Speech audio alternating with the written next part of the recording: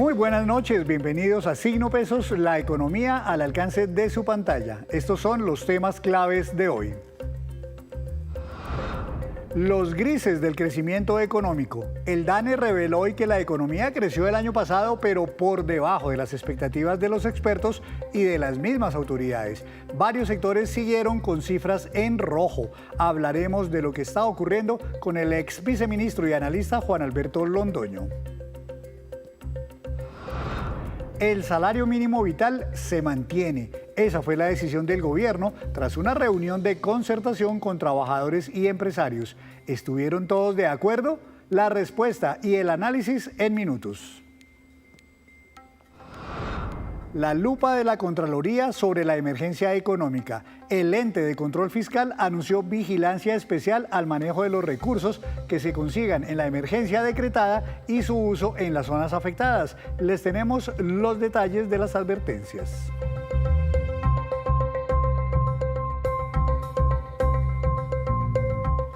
Y comenzamos esta emisión de Signo Pesos hablando de la economía colombiana porque el DANE presentó hoy el informe con el comportamiento que tuvo al cierre de 2025. ¿Qué también les fue a los sectores productivos? Saludo al analista y al ex viceministro de Hacienda, Juan Alberto Londoño. Doctor Londoño, buenas noches, bienvenido.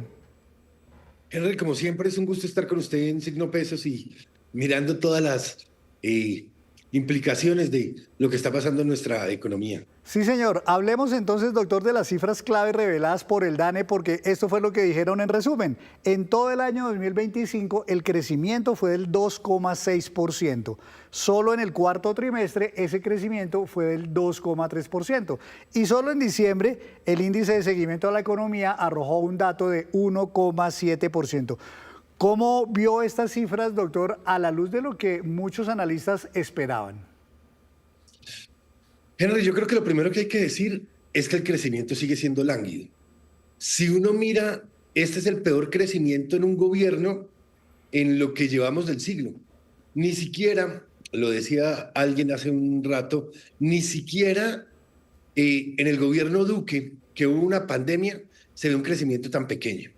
Y hay otra consideración que es muy importante, y es que el crecimiento no es un crecimiento sostenible, porque 1,7 en diciembre, es decir, en diciembre se desaceleró otra vez la economía, porque venía creciendo y celebraron mucho un 3,6, como por el mes de octubre y septiembre, unos crecimientos altos, y empezó a frenarse el crecimiento de la economía. Y se está frenando por una razón, porque no hay inversión. El dato más importante, todos los datos que tenía el informe hoy del DANE, es que la inversión es la más bajita en todo el siglo. Y sin inversión no hay crecimiento, porque la inversión es la que dice, voy a aumentar mi capacidad de producir. Y si no seguimos invirtiendo, pues no vamos a tener el recaudo tributario futuro y no vamos a poder cumplir con las obligaciones del Estado, porque estamos adicionalmente endeudándonos muy caro y el gran motor de crecimiento es el gasto público. Pero no podemos seguir gastando a manos llenas si no tenemos los ingresos. Ese déficit fiscal que estamos viviendo nos tiene en una situación muy complicada. Crecimos, sí, mejoramos frente al 1,7 del año anterior, pero siguen siendo crecimientos muy bajitos y lo que nos está mostrando es que el crecimiento potencial, o sea, el crecimiento a largo plazo, cada vez se ve más difícil porque no hay inversión. Pues es que muchos expertos, doctor, y centros de pensamiento económico quedaron desinflados porque las expectativas precisamente estaban, mire, en algunos casos hasta en el 3,1%. Es curioso que, por ejemplo, el mismo gobierno nacional, el Ministerio de Hacienda, esperaba un crecimiento de 2,7%, el Banco de la República de 2,9%. O sea, de alguna manera, o todos estaban desfasados con el optimismo o la realidad resultó bastante más dura de lo que se esperaba. La realidad resultó más dura y por eso hacía énfasis en diciembre. Un crecimiento del 1,7 en diciembre es un crecimiento muy flojo que nos deja muchas preocupaciones y es si ya se nos estaba recalentando el consumo, porque ese es el otro elemento que está haciendo que nuestra economía crezca, el consumo de los hogares. Pero ese consumo de los hogares cada día se va a ver más limitado y se va a ver más limitado por una situación especial y es las tasas de interés. Esas tasas de interés que al Banco de la República le ha tocado subir por esa subida extraordinaria e injustificada del salario mínimo hace que para controlar la inflación, el Banco de la República suba las tasas de interés. Y eso reduce la capacidad de endeudamiento y de consumo de los hogares. Y si dejamos de consumir, el Estado no puede adicionalmente gastar como está gastando, pues lo que vamos a tener es un crecimiento muy pobre, una desaceleración. Ya hay gente que está hablando de un crowding out, como lo decía hoy el Banco de Bogotá, que no es otra cosa que quitarle espacio a la inversión por el gasto tan grande que tiene el Estado colombiano, y un Estado colombiano además que se endeuda muy caro. Entonces, las cifras no son buenas. Si uno mira, crecimos, ya les decía, por el gasto público, crecimos realmente por el consumo de los hogares, y el otro aspecto por el que crecimos sigue siendo el entretenimiento. Y el entretenimiento no es sostenible, uno no puede vivir solo de entretenimiento, que además tiene un factor muy importante y es el de apuestas. Decir que Colombia crece por las apuestas, pues creo que no es la forma en la que debemos crecer. Y sectores muy importantes para nuestra economía y sobre todo que le dan demasiados recursos al Estado, como el sector de minas o todo el sector extractivo, es uno de los sectores que más se contrae. Y el otro que es muy importante que se contrae es el sector de la construcción, que es además el que más empleo genera. Entonces estamos teniendo una situación muy compleja. Crecemos, sí crecemos, pero no crecemos de una forma que sea sostenible en el tiempo, y tenemos sectores muy importantes en un decrecimiento que preocupa. Pues mire, usted menciona el sector de la extracción en minas y canteras que decreció 6.2% en todo el 2025 y el sector de la construcción que tuvo un decrecimiento de 2.8%. Me llama la atención, doctor, que por el lado de minas y canteras tradicionalmente ha sido un sector que le aporta muchísimos recursos en transferencias, en dividendos, en regalías, en muchos otros ingresos al mismo gobierno y a las mismas regiones. Y por el lado de la construcción, un sector que le aporta muchísimo al empleo nacional. Curiosamente, los dos más deprimidos, los dos que menos apoyo y por el contrario más trabas han tenido en este gobierno, ¿es así? Así es, Henry, con una cosa. El de construcción, se dijo hace mucho tiempo que uno de los peores errores que cometió el gobierno nacional fue no continuar con el programa de Mi Casa Ya. Un programa que llevaba más de 2 gobiernos, porque no es un programa nuevo, sino un programa que llevaba mucho tiempo y demostraba que al sector de la construcción le servía ese subsidio a la tasa de interés a través del FRECH y ese subsidio a la cuota inicial, que estaba ayudando a generar ese dinamismo en la construcción.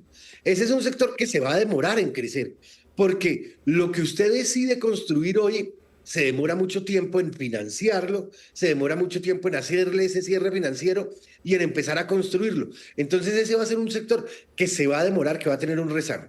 Y en el de minas y canteras, en el que están los hidrocarburos, pues solo hay que ver los resultados de Ecopetrol, que tienen dos componentes. Uno, los precios internacionales del petróleo, que no se puede desconocer, afectan, pero dos, la decisión de este gobierno de no apoyar ni la extracción de carbón ni la extracción de hidrocarburos, adicionalmente cargándolos mucho con impuestos. Entonces estos sectores hacen que la principal fuente de recursos fiscales, que es el sector de extractivo, pues estén casi que en números rojos. Y la construcción, que es la de empleo, pues esté también en unos números muy preocupantes, con lo cual tenemos es que reactivar esos dos sectores para pensar que nuestra economía puede seguir creciendo y que va a haber inversión, Henry. Reitero, lo más importante es que necesitamos que en Colombia haya inversión, formación de capital, es decir, la intención de las personas de ampliar sus negocios, de crear nuevos negocios, porque eso es lo único que le va a dar un crecimiento sostenido al país y que al final le va a dar los impuestos para cubrir todas las obligaciones del Estado. Esos son los sectores a los que mejor les fue en 2025, doctor Londoño. Entretenimiento, que creció, como usted lo decía, un 9,9%, comercio 4,6%, administración pública 4,5%, agricultura, que en algún momento tuvo un comportamiento muy bueno, ya se moderó muchísimo y está en el 3,1%. ¿Estos sectores pueden sufrir entonces dificultades este año por efectos de la mayor inflación, la mayor tasa de interés, la contracción que se está viendo en algunos casos ya en el crédito? Mire, Henry, le voy a tocar los cuatro. El entretenimiento, pues es consumo al final de cuentas. El entretenimiento, le decía, también tiene el juego. La administración pública tiene el problema grandísimo y es que el Estado ya no tiene los recursos para seguir gastando a ese nivel y en esa velocidad. El comercio tiene un problema y es que como aumenta la inflación y además suben las tasas de interés, lo que se hace es se desincentiva el comercio, se desincentiva las ganas de consumir, la capacidad de consumir, entonces ese es otro sector que se va a ver afectado.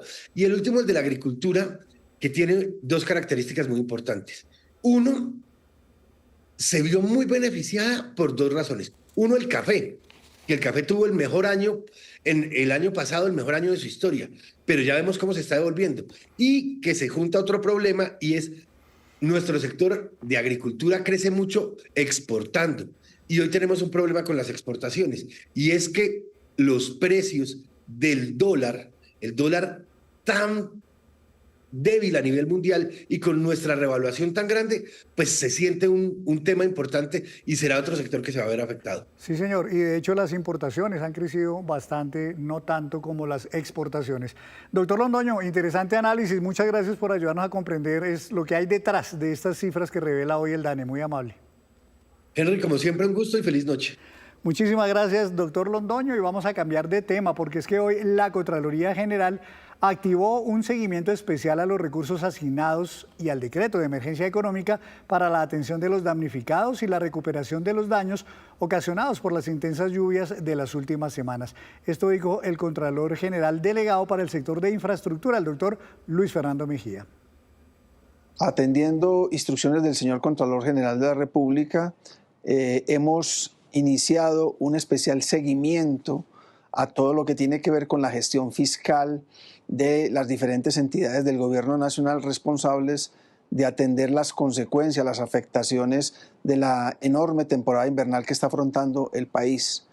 Producto de eso, hemos integrado esfuerzos con las Contralorías Delegadas de Economía y Finanzas, de Participación Ciudadana, con la Dirección de Información, Análisis y Reacción Inmediata de la Contraloría, la DIARI, y adicionalmente la Contraloría Delegada para el Sector de Infraestructura, de manera que, uniendo estos esfuerzos, podamos hacer un seguimiento especial en tiempo real y de forma metódica, sistemática, a todos y cada uno de los recursos que están siendo utilizados en la atención de esta emergencia y, por supuesto, en la recuperación de sus afectaciones.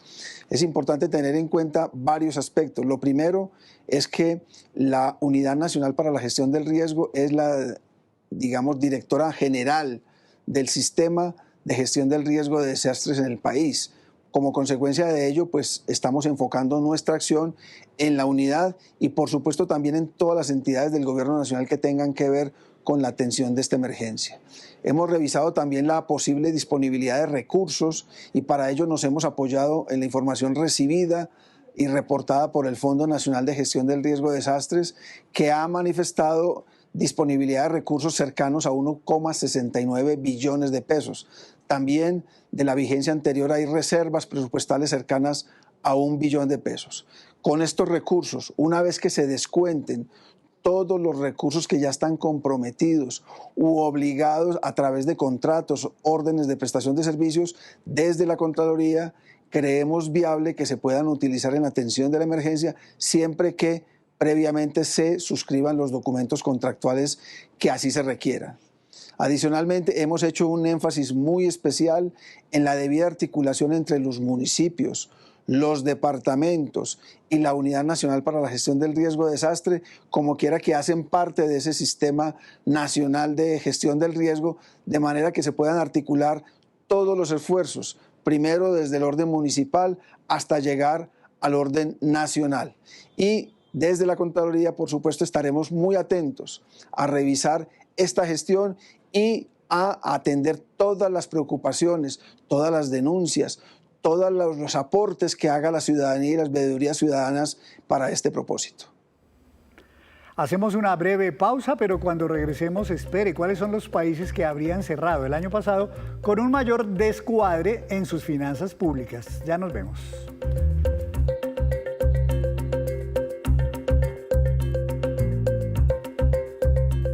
Esta tarde se reunieron el gobierno, las centrales obreras y los dirigentes de gremios empresariales para buscar un acuerdo sobre el salario mínimo tras la orden del Consejo de Estado de suspender temporalmente el aumento decretado en diciembre y pedir que el gobierno decrete otro reajuste de manera provisional.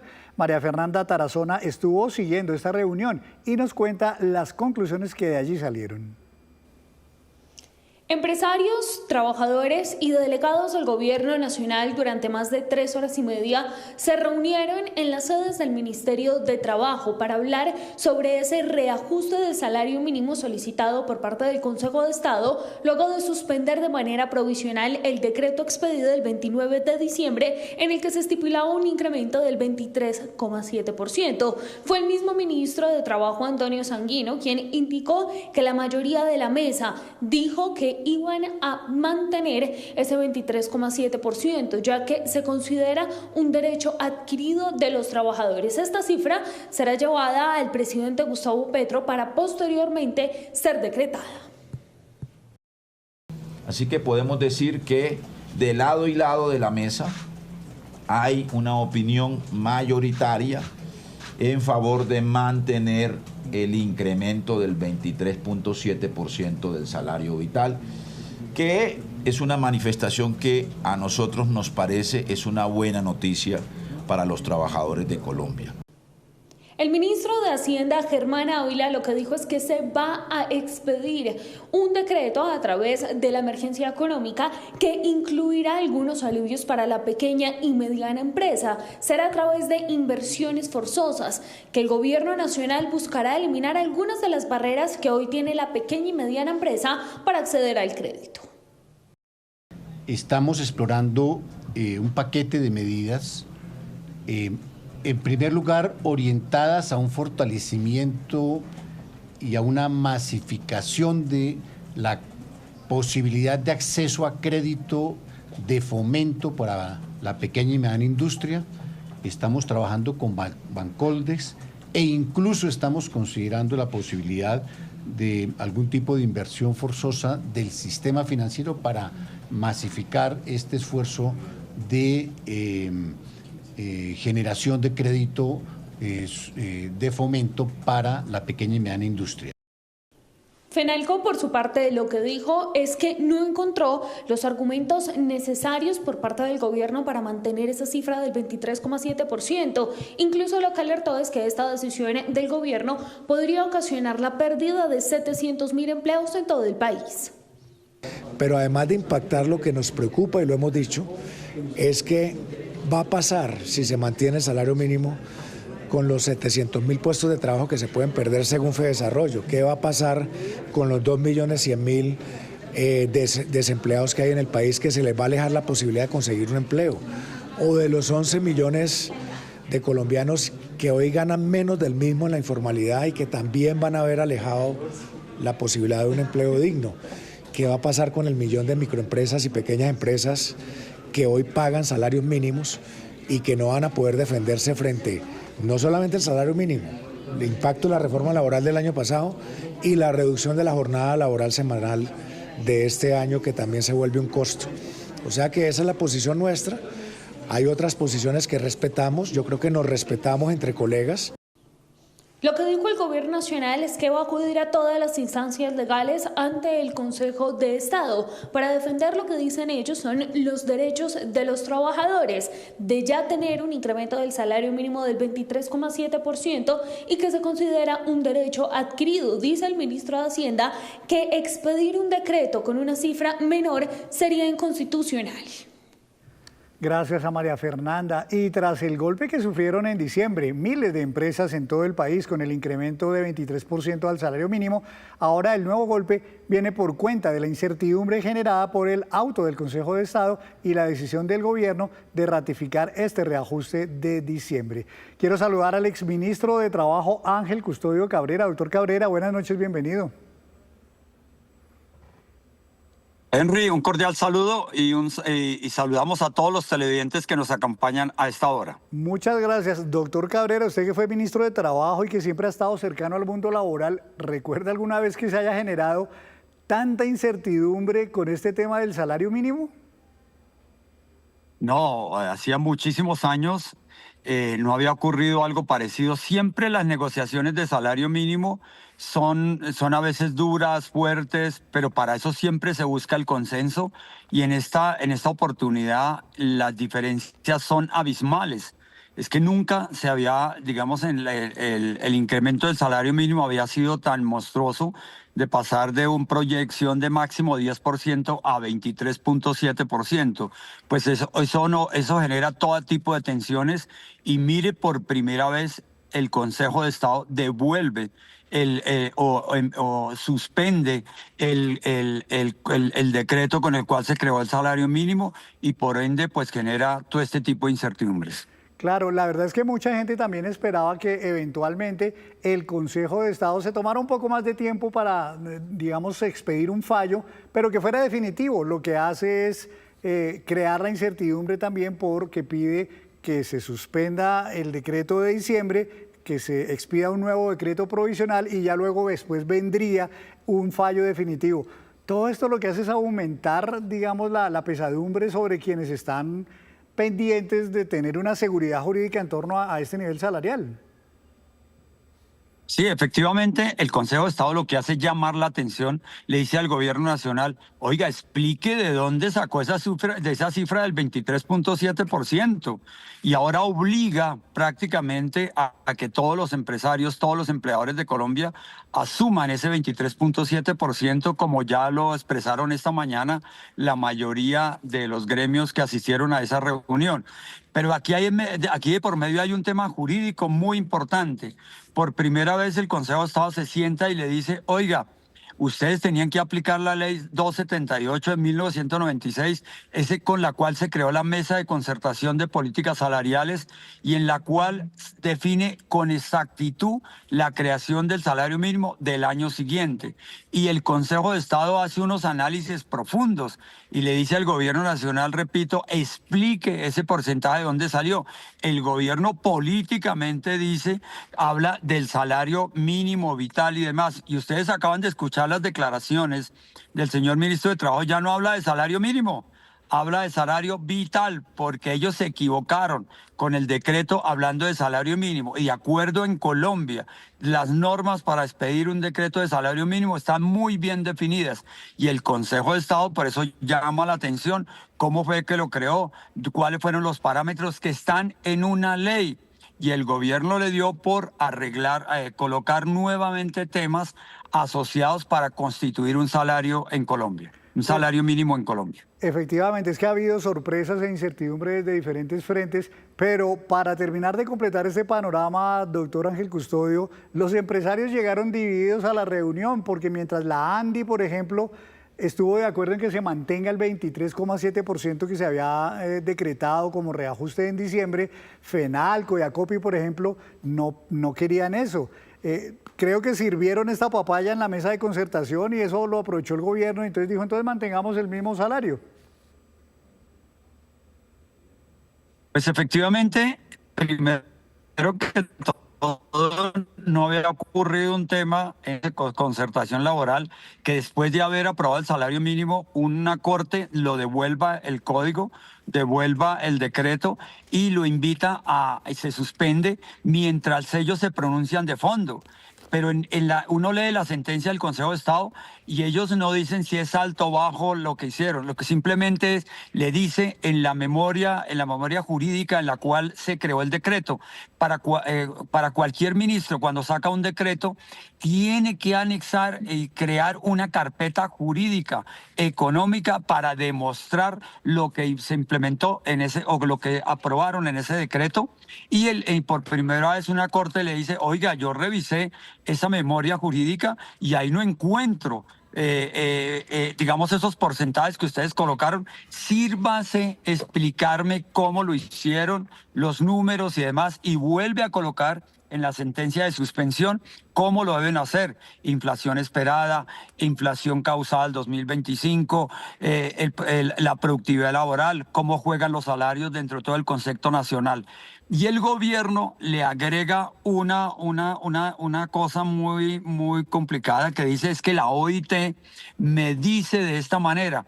y cita los acuerdos que firmó Colombia, que es el Acuerdo Internacional de la OIT 131 y 095. Y en esos acuerdos uno no encuentra las facultades que utilizó el gobierno para hacerlo. De igual manera coge el artículo 53 de nuestra Constitución, que habla de un mínimo vital. Ese mínimo vital en Colombia no está arreglado. Entonces la expedición del salario mínimo tiene unas normas, tiene una regulación muy clara y en la cual el gobierno pareciera que no lo hizo. Entonces por eso el Consejo de Estado le dice, oiga, explíqueme cómo lo hizo, y estamos en este tema el día de hoy. Pues al final de cuentas, el día de hoy estamos con que todo indica que se va a mantener el salario mínimo como se decretó en diciembre. ¿Usted cree, doctor, que se puede cumplir los vaticinios de FENALCO, por ejemplo, que dice que esto puede poner en riesgo cerca de 700.000 empleos en el país? Ya lo han hecho. Por eso sería muy importante, Henry, y lo invito a que ustedes consulten la UGPP, que es donde, digamos, los aportes para fiscales de la gente formal. En Colombia hay 11 millones, hay 24 millones de personas que hacemos algo. 11 millones están totalmente, digamos, que tienen un contrato de trabajo, y de esos 11 millones, 8 millones es un contrato de trabajo y 2 millones más o menos son trabajadores independientes. 14 millones son trabajadores informales. Entonces hoy, digamos, desde enero vamos a revisar, cuando termine el mes de marzo, lo vamos a empezar a ver que se va a disminuir los trabajadores formales debido a esta decisión. Mire, yo el fin de semana me reuní con empresarios pequeñitos de restaurantes de 10, 12 empleados, y todos coincidieron en que tuvieron que ajustar ese tema. Entonces ahora a nivel nacional, pues ya veremos las circunstancias. Esto es un tema totalmente político. E insisto, por primera vez llama la atención al gobierno de turno decir, haga bien la tarea de cómo se incrementa un salario mínimo. Y repito, los acuerdos de la OIT dicen de salarios mínimos.